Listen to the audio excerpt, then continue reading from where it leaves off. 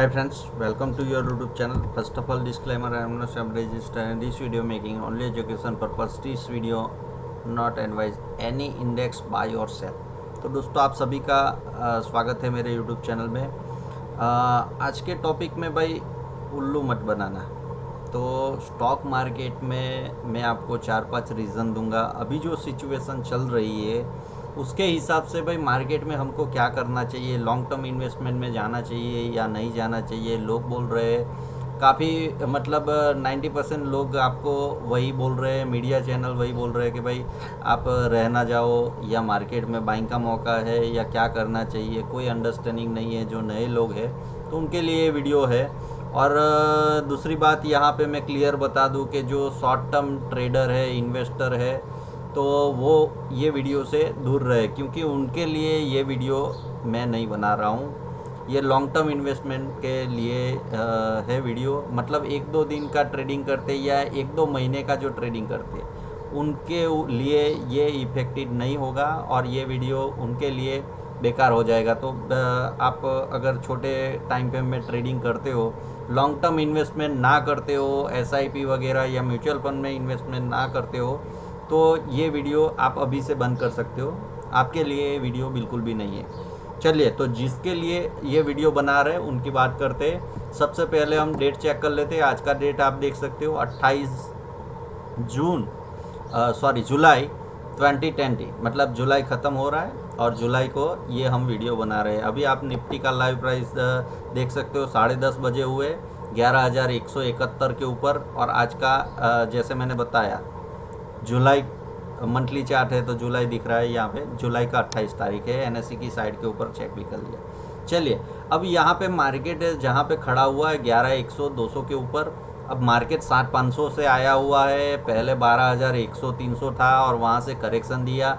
अब यहाँ से काफ़ी लोग मतलब रह गए होंगे या तो इन्वेस्टमेंट किया होगा, तो वो लोग क्या सोच रहे हैं कि भाई हमको यहाँ पे मल्टीबैगर स्टॉक मिल जाएंगे या तो फिर स्टॉक मार्केट में यहाँ पे इन्वेस्टमेंट कर दे। आगे बहुत सारी अपॉर्चुनिटी है, मार्केट ऊपर ही जाने वाला है, 15,000 जाने वाला है। काफ़ी लोग बोल रहे हैं 12,000 15,000, मार्केट तो हरदम बढ़ता ही है। ये काफ़ी लब कुछ ना कुछ आपके क्वेश्चन होंगे। तो यहाँ पे 4-5 मैं रीज़न बताऊँगा कि क्यों यहाँ पे मार्केट में जाना नहीं चाहिए और मार्केट में आपको इन्वेस्टमेंट यहाँ पे नहीं करना चाहिए, या तो नीचे भी किया हो तो यहाँ से निकल जाना चाहिए। उसके रीज़न आप खुद डिसाइड कर सकते हो। मैं कुछ यहाँ पे क्वेश्चन है तो वो क्वेश्चन के आंसर देने का कोशिश करूँगा। इन्वेस्टमेंट नहीं करना है, वो आपका पर्सनल मैटर है। आपको निकलना है, क्या करना है, वो सब आप अपनी होशो हवास में दिमाग का इस्तेमाल करके ट्रेडिंग का डिसीजन ले सकते हो। चलिए, तो पहले यहाँ पे स्टार्ट करते हैं भाई। अभी स्टॉक मार्केट में मोस्ट इम्पोर्टेंट 5 रीज़न मैं आपको दूंगा। मोस्ट इम्पोर्टेंट क्या चीज़ है तो भाई PE रेशियो। स्टॉक मार्केट में सभी लोग बात करते हैं कि भाई PE रेशियो के ऊपर मार्केट चलता है, तो PE रेशियो के ऊपर जाते हैं। अभी आप देखो, अभी मार्केट में ये निफ्टी NSE की साइड के ऊपर है। निफ्टी का 50 का PE रेशियो यहाँ पे हम देख रहे हैं। तो आज के दिन का तो नहीं मिलेगा, लेकिन कल के दिन का मिलेगा। आप देख सकते हो अभी का हाईएस्ट 29.18, 27 तारीख का जो क्लोजिंग था निफ्टी के ऊपर, तो 29.50 के आसपास में अभी PE रेशियो चल रहा है। अब हिस्टोरिकल देख लेते हैं कि भाई PE रेशियो कहाँ तक रहता है, कहाँ पे नीचे जाता है, कितना ऊपर रहता है। तो हिस्ट्री हमारे सामने में चार्ट जो ओपन है PE रेशियो का, निफ्टी 50 का, तो यहाँ पे हिस्ट्री में पिछले 2007 में जो क्रैश आया था वहाँ पे 27-28 हाईएस्ट था। अभी आप देखो 2020 में जनवरी में जहाँ से क्रैश आया था वहाँ पे भी निफ्टी 29-45, मतलब 30 के ऊपर नहीं जाता है। और नीचे में आपको दिखाऊँ तो यहाँ कहीं 10 के आसपास में रहता है। तो 10 से 30 का होता है PE रेशियो, वो रेंज में रहता है। अभी आप देखो मार्केट में फॉल आया, नीचे आया था, वापस तुरंत इतना जल्दी रिकवर हो गया, इतना जल्दी बढ़ा है। ऐसा कभी भी हिस्ट्री में हुआ नहीं है कि वापस PE रेशियो इतना स्पीड से बढ़ गया हो, मतलब 3-4 महीने में ही वापस बढ़ गया हो और वहाँ पे सस्टेन किया हो। क्योंकि 30 के ऊपर हिस्टोरिकल आप देख लो तो कभी भी PE रेशियो सस्टेन नहीं होता है। और आपको जो भी लोग बोल रहे हैं कि मार्केट में और भी तेज़ी जारी रह सकती है या मार्केट एक तेजी के मोमेंटम में है या तेजी ही अभी चलने वाला है, ऐसा जो भी लोग बोल रहे हैं, तो यहाँ पे क्या ऐसा होने वाला है कि भाई पी रेशियो 35 या 40 हो जाए, वो अभी मुझे तो नहीं पता है। आप आंसर दे सकते हो इसका बेटर तरीके से, क्योंकि यहाँ पे जितना भी चार्ट अवेलेबल है 15 साल का पी रेशियो का देख सकते हो। आप चाहे तो इससे ज़्यादा, यहाँ पे 15 साल में दिखा रहा हूँ, आप चाहे तो जितना भी 25-30 साल का जितना डेटा अवेलेबल है, जहाँ पे भी आपके पास में अवेलेबल है, आप जाके चेक कर सकते हो। या तो फिर एनएससी की साइट के ऊपर डाउनलोड भी कर सकते हो, महीने या 365 दिन का हर साल का अलग अलग करके आप जितना चाहे उतना पीछे जाके डाउनलोड कर सकते हो। मैंने यहाँ पे अभी करंट सिचुएशन में पी रेशियो कहाँ पे है, तो अभी का हाईएस्ट सिचुएशन में है। तो क्या यहाँ से और भी तेज़ी जारी रहेगी, इसका आंसर आप ये पी रेशियो देख के दे सकते हो। चलो एक ये रीज़न तो ख़त्म हो गया, ये रीज़न की बात हमने कर लिया। दूसरा रीज़न देता हूँ। चलिए यहाँ पे ये आपको डिसीजन ले लिया और आप बोल सकते हो कि भाई पी रेशियो तो अपने हिसाब से चलता है। दूसरा यहाँ पे रीज़न गोल्ड प्राइस, आप देख सकते हो गोल्ड प्राइस अभी तक का हाईएस्ट लाइफ टाइम हाई लगा चुका है। मंथली चार्ट है यहाँ पे देखने को मिल रहा है। अब गोल्ड प्राइस तो काफ़ी लोग बोलते हैं कि भाई गोल्ड प्राइस तो ऊपर ही जाता रहता है। हाँ ठीक है, ऊपर ही जाता है, लेकिन इसमें कब सबसे ज़्यादा बाइंग आता है या कब सबसे ज़्यादा मोमेंटम में आता है, अगर ये हिस्टोरिकल आप देखोगे, जितने साल का आपके पास में चार्ट अवेलेबल है गोल्ड का, तो आप देखोगे जब भी मार्केट में कोई डिप्रेशन का माहौल हो या अनसर्टेनिटी हो, लोगों को गोल्ड कब लेना पड़ता है। मतलब सभी लोगों के पास में गोल्ड तो होता ही है, लेकिन गोल्ड में इन्वेस्टमेंट क्यों करते हैं या गोल्ड में कैसे जब भी मतलब कहाँ पे आपको दूसरे मार्केट, बॉन्ड मार्केट हो गया या कमोडिटी में तो गोल्ड ही आता है, स्टॉक मार्केट हो गया, ये सभी मार्केट में जब अनसर्टेनिटी हो, रिटर्न ऑफ कैपिटल कम हो या मार्केट कुछ ऐसा सिचुएशन में हो, डरावना माहौल हो, आगे का पिक्चर ना पता हो, तब गोल्ड में सबसे ज़्यादा तेज बढ़त आती है और लोग सेफ इन्वेस्टमेंट की तरफ भागते हैं और गोल्ड में इन्वेस्टमेंट करते हैं। ऐसा मुझे जहाँ तक पता है, मैंने आपको रीज़न दिया। तो गोल्ड अभी आप देख सकते हो, ये स्टोरी अगर आपको पता है और ये चीज़ें आप बिलीव करते हो कि जहाँ पे भी दर का माहौल होगा, और वैसे तो गोल्ड हरदम बढ़ता ही रहता है, उसमें बहुत कम बार करेक्शन आता है या तो थोड़ा बहुत नीचे आता है, ओवर वैल्यूड ही रहता है गोल्ड, क्योंकि गोल्ड का दूसरा कोई बाई प्रोडक्ट है नहीं है। तो गोल्ड का प्राइस हमेशा इंडेक्स के जैसा है, वो बढ़ता ही रहता है। एग्जैक्टली आपको ये समझाना चाहता हूँ। तो लेकिन जब कब एक्सट्रीमली अपसाइड चला जाता है या कब कंटिन्यूस ऊपर जाता रहता है, उसका अनसर्टेनिटी हो, बाज़ार में रिटर्न कम हो, तो गोल्ड में फिक्स इनकम की तरह या सेफ इन्वेस्टमेंट की तरह लोग भागते हैं और गोल्ड में हाईएस्ट इन्वेस्टमेंट आता है और गोल्ड का प्राइस बढ़ता रहता है। तो अभी आप देख सकते हो गोल्ड का प्राइस लाइफ टाइम हाई के ऊपर है। सेकंड रीज़न क्या हो सकता है, क्या नहीं हो सकता है, आप अपने हिसाब से सोच सकते हो। तीसरा आपको यहाँ पे रीज़न बताऊँगा। तीसरा चीज़ है फार्मा। निफ्टी फार्मा का मैंने इंडेक्स खोला हुआ है। फार्मा सेक्टर के सभी टॉप फार्मा कंपनियाँ यहाँ पे निफ्टी फार्मा में होती है। तो फार्मा इंडेक्स कब मार्केट में चलता है वो आपने सुना होगा, या कहीं पे भी नए लोग हो तो नहीं पता होगा, लेकिन ये हिस्टोरिकल डेटा जितना भी अवेलेबल है मेरे पास में, यहाँ पे 5-10 साल का ये डेटा अवेलेबल है, तो उसके ऊपर मैं एनालिसिस करके बता सकता हूँ आपको। फार्मा इंडेक्स डिफेंसिव सेक्टर बोला जाता है और ये भी मार्केट में कब चलता है, जब मार्केट अंडर परफॉर्म कर रहा हो या स्टॉक मार्केट में दूसरे इंडेक्स ना चलते हो। समझ रहे हो ना, ये डिफेंसिव सेक्टर मतलब जब भी मार्केट में अंडर टोन चल रहा हो, मतलब डाउन ट्रेंड में चल रहा हो, तब फार्मा सेक्टर बेटर करता है, डिफेंसिव सेक्टर अच्छा काम करता है और अच्छा मोमेंटम में रहता है। ऐसा हिस्टोरिकल 20-25 साल का डेटा लोगे तो पता लगेगा। यहाँ पे मैं क्या समझाना चाहता हूँ, तो चलिए यहाँ पे आपको दिखाता हूँ अभी का रीज़न। रिसेंटली जो पिछले 5-6 सालों में निफ्टी फार्मा का जो बिहेवियर था, निफ्टी फार्मा क्यों लिया, क्योंकि टॉप फार्मा कंपनियां इसमें शामिल है। तो वैसे तो फार्मा स्टॉक देखने चाहिए, लेकिन यहाँ पे मैंने पूरा इंडेक्स ले लिया है। अब देखो यहाँ पे 2016 से फार्मा इंडेक्स अंडर परफॉर्म कर रहा था और निफ्टी आउट परफॉर्म कर रहा था। इसका मतलब क्या, इसका कोरिलेशन वाइस वर्सा है।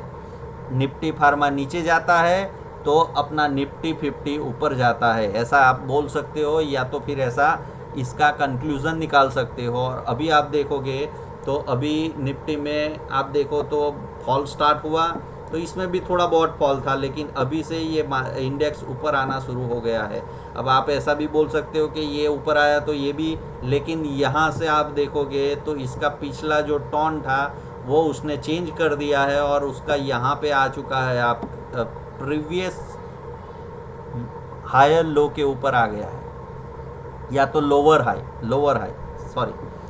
हाई के ऊपर आ गया है। मतलब यहाँ पे उसका डाउन ट्रेंड ख़त्म कर चुका है। और यहाँ पे बहुत बड़ा, आप अगर सभी स्टॉक देखोगे तो उसमें वॉल्यूम के 60 में बाइंग आया है, मतलब डिफेंसिव सेक्टर में बाइंग आया है। दूसरा डिफेंसिव सेक्टर होता है एफएमसीजी भी आपका अच्छा खासा आउट परफॉर्म कर रहा है, मतलब मार्केट को। और निफ्टी फार्मा तो इतना चला है, लेकिन फार्मा स्टॉक, अगर फार्मा इंडेक्स के फार्मा स्टॉक देखोगे तो डेविस लैब ऑलमोस्ट आपके लाइफ टाइम हाई के ऊपर है, टोरंटो फार्मा है, वैसे बहुत सारे स्टॉक आप एनालिसिस कर सकते हो डिविस लैब, वो सभी लाइफ टाइम हाई के ऊपर आ चुके हैं। तो उससे भी आप अंदाज़ा लगा सकते हो कि कौन सा आउट परफॉर्मर है और कौन सा अंडर परफॉर्म है। फार्मा सेक्टर पूरा का बिहेवियर हमने समझा, तो फार्मा सेक्टर सीधा सा कोरिलेशन है, वाइस वर्सा रिलेशन होता है। तो फार्मा से स्टॉक अभी आउट परफॉर्म कर रहे हैं, इसका मतलब क्या है, आईटी सेक्टर आउट परफॉर्म कर रहा है। क्यों कर रहा है वो सबको पता है, कोविड-19 अभी जो सिचुएशन पैदा हुआ है तो सभी सेक्टर या सभी कंपनियां बंद है और सभी कंपनियों के ऊपर बिजनेस का कुछ ना कुछ प्रेशर है कि लॉकडाउन में कैसे काम करें। लोग अभी घर में है, लॉकडाउन अनलॉक भी हुआ, लेकिन तो भी काफ़ी कंपनियां स्टार्ट हुई, लेकिन सबसे ज़्यादा इस्तेमाल आईटी सेक्टर का हुआ है, क्योंकि सभी को वर्क फ्रॉम होम करना पड़ता है और वो सभी कंपनियां आईटी से जुड़ी हुई है, कोई सॉफ्टवेयर बनाती है, कोई कुछ ना कुछ प्रोवाइड करती है, तो आईटी सेक्टर आउट परफॉर्म करेगी। बाकी यहाँ पे कोई भी आपका बैंकिंग सेक्टर, फाइनेंस सेक्टर, ये सभी सेक्टर आप देखोगे, मेटल सेक्टर जो मार्केट को नई तेज़ी में ले जा सकते हैं। मेटल तो वो थोड़ा बहुत साइडवेज सेक्टर है, मेटल नहीं होता है, लेकिन बैंकिंग और फाइनेंस जो ये पूरी तेज़ी को लीड किया था, ये पूरी स्टॉक मार्केट में जो ये पिछले 10 साल से तेज़ी चल रही थी वो अभी अंडर परफॉर्म कर रहा है। इसका मतलब क्या हो सकता है वो आप देख सकते हो। ये तीसरा रीज़न हुआ। चौथा रीज़न हुआ यहाँ पे, दूसरा एक आपको सबसे बड़ा रीज़न बताऊँ, वॉरेन बफेट। अब स्टॉक मार्केट में आप मेरी ना बात मानो, सब किसी की बात न मानो, लेकिन वॉरेन बफेट की अगर उसकी बात ना मानो तो उसकी जो सिचुएशन है उसको नज़रअंदाज कर दो, वो चीज़ हो नहीं सकती है, क्योंकि हम लोग यहाँ पे बहुत छोटा काम करते हैं, वॉरेन बफेट बहुत बड़ा काम करते हैं, और वो क्या है वो सब आपको पता है, वो कौन है वो भी सबको पता है। और उनका यहाँ पे आप से देख सकते हो, या तो गूगल के ऊपर जाके सर्च कर सकते हो, तो आपको उसके ऊपर बहुत सारे आर्टिकल या ब्लॉग मिल जाएंगे, वो पढ़ सकते हो। क्यों वो अभी पूरा आप देखो, he sitting on 128 billion in cash for recession reason before is fully aware of the gain he has. मेरा थोड़ा इंग्लिश कच्चा है, आप पढ़ सकते हो, लेकिन यहाँ पे इसकी चीज़ बता दूँ आपको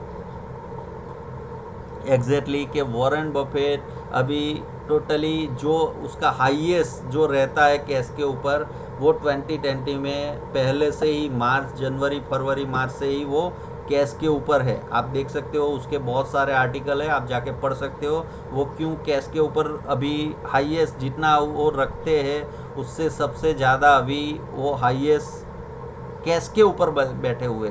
क्यों उनको कोई अपॉर्चुनिटी नज़र नहीं आती है स्टॉक मार्केट में, वो नहीं इन्वेस्ट कर सकते, क्योंकि 40% मार्केट में करेक्ट हुआ है ना, तो वो क्यों इन्वेस्टमेंट नहीं कर सकते। ये हो गया आपका चौथा रीज़न। पांचवा रीज़न दिखाऊँ, ग्रेट डिप्रेशन का अभी बात कर रहे हैं, तो ग्रेट डिप्रेशन की बात करते हैं, उसका स्टडी करते हैं। चलिए जाते हम ग्रेट डिप्रेशन के ऊपर। तो उसके लिए हमको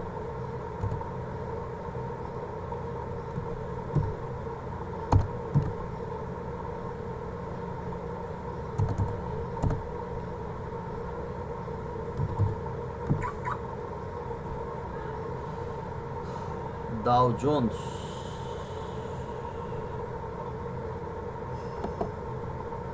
चलिए अभी हम लोग स्टडी करते हैं, ग्रेट डिप्रेशन की बात करते हैं। तो अभी स्टॉक मार्केट में हमारे पास में तो ग्रेट डिप्रेशन होगा नहीं, निफ्टी के ऊपर एनालिसिस नहीं कर सकते, क्योंकि हमारा निफ्टी 100 साल से कोई यहाँ पे चल नहीं रहा है। तो हमको डाउ जोन्स में जाके स्टडी करना पड़ेगा। आप देखो अभी जो डाउ जोन्स में जो फॉल आया था वो 39% के आसपास में था, और 3 महीने में जो फॉल आया, और अभी 4-5 महीने से ऊपर जा रहा है डाउ जोन्स।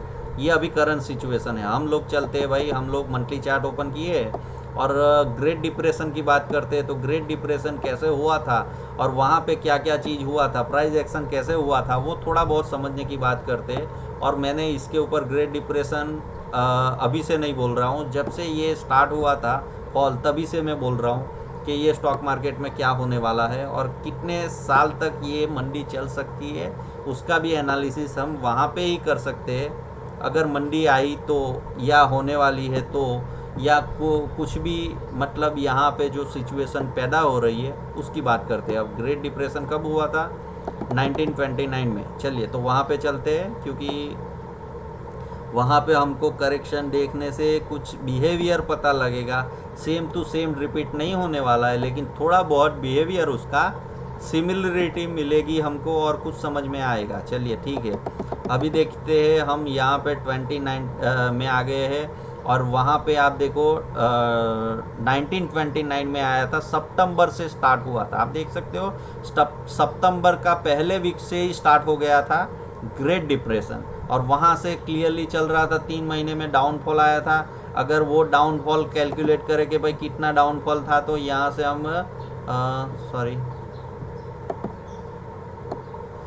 बीच में ले लेता हूँ ताकि आपको पूरा ग्रेट डिप्रेशन दिखा सकूँ, और हम लोग यहाँ से यहाँ करेक्शन जो भी हुआ था वो पूरा स्टडी कर रहे हैं यहाँ पे।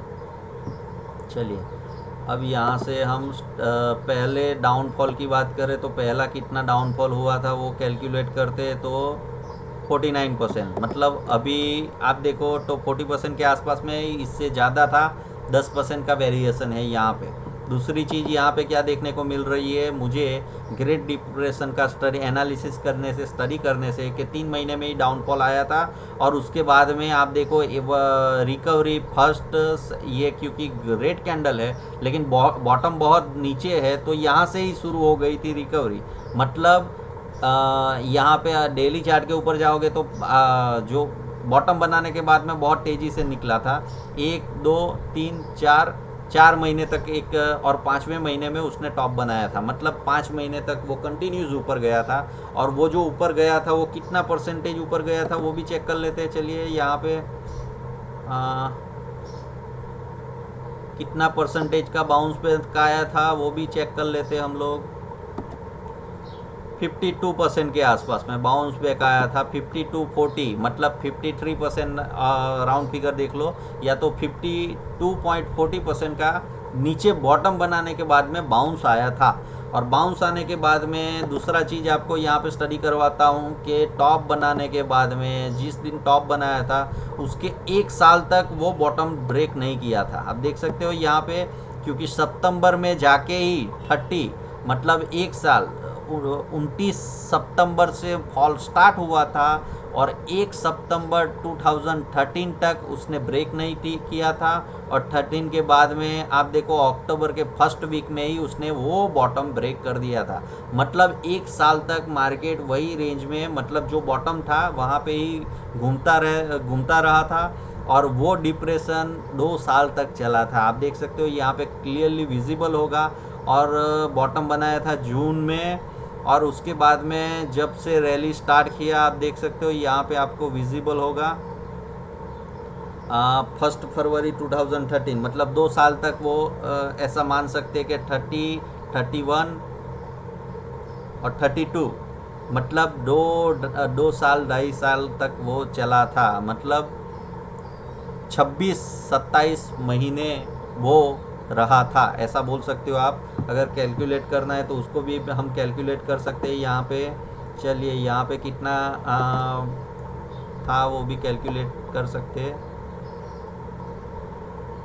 एग्जैक्टली बॉटम के ऊपर मैं रखता हूँ, आप देख सकते हो यहाँ पे 33 बार, मतलब 33 महीने तक वो ग्रेट डिप्रेशन में रहा था और एक मंडी का माहौल रहा था। चलिए ठीक है, ये हमने एनालिसिस कर दिया। अब इसका भी आंसर आप देख सकते हो, निफ्टी के ऊपर जाके हम देख सकते हैं। चलिए यहाँ पे निफ्टी का एनालिसिस करते हैं, और जो सिचुएशन ऐसा होगा नहीं होगा वो मुझे तो नहीं पता है, क्योंकि फ्यूचर किसी के पास किसी ने देखा नहीं होता है। लेकिन जो अभी माहौल जैसा लग रहा है और जो हिसाब से लग रहा है मुझे कि भाई ये मंडी ऐसा नहीं है कि पिछले 2008 में आई थी, वैसी तो बिल्कुल भी नहीं है।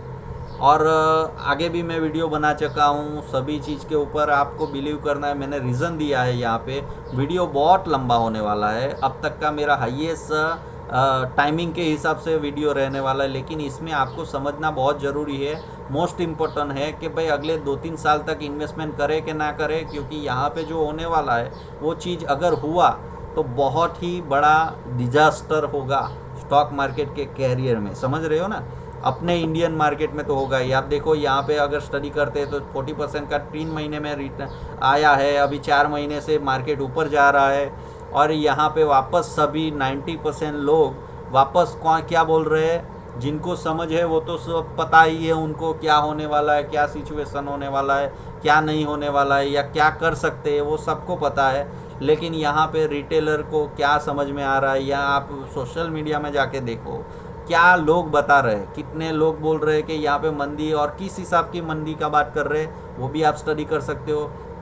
यहाँ पे थोड़ा बहुत आपको एनालिसिस यहाँ पे बताऊँ तो देखो, यहाँ से गिरावट आप देखो 40% का गिरावट था। चलिए ठीक है, अभी बढ़त आप देख सकते हो यहाँ पे, तो यहाँ पे केयरफुल रहना बहुत ही ज़रूरी है। 4-5 महीने तक ये तेज़ी हो सकती है, वो हमको वहाँ से सिमिलर होगा कि नहीं होगा वो नहीं। 50% का राइज हो चुका है, तो बी अलर्ट, यहाँ पे अलर्ट रहना बहुत ही ज़रूरी है। अगर प्राइस एक्शन हुआ वो तरफ तो फिर आपको सोचने का ज़रूरत है, लेकिन यहाँ पे फंसना बहुत ही, मतलब नीचे से लिया हो प्रॉफिटेबल हो तो क्या करना चाहिए वो भी आपको पता है, डिसीजन अपना आप खुद ले सकते हो।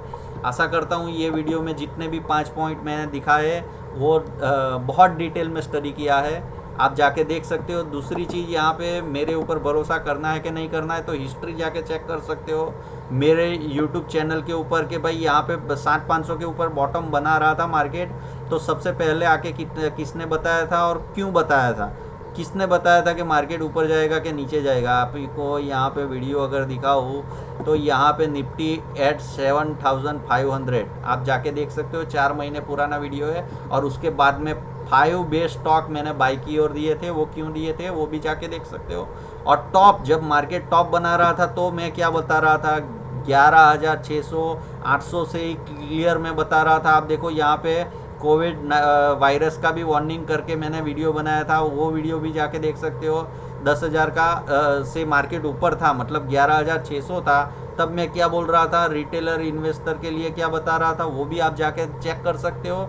स्टॉक मार्केट लॉन्ग टर्म के लिए बुलाता है मगर जाने का नहीं, वहाँ पे भी मैं क्या बोल रहा था वो भी आप जाके चेक कर सकते हो। ये सब मेरा पिछले 5-6 महीने का स्टडी है, वो भी जाके देख सकते हो। और उससे पहले भी पिछले 3 साल के जो भी 400 से वीडियो है और सभी मार्केट में टॉप बॉटम जब भी बना है तो मैंने क्या बोला था वो भी जाके चेक कर सकते हो। ये 6-7 रीज़न मैंने दिए हैं, किसके ऊपर भरोसा करना है, आपको कैसे करना है वो आपका पर्सनल ओपिनियन रह सकता है। ये वीडियो मैं एजुकेशन पर्पज़ से बना रहा हूँ। मिलते हैं अगले वीडियो में। Happy trading.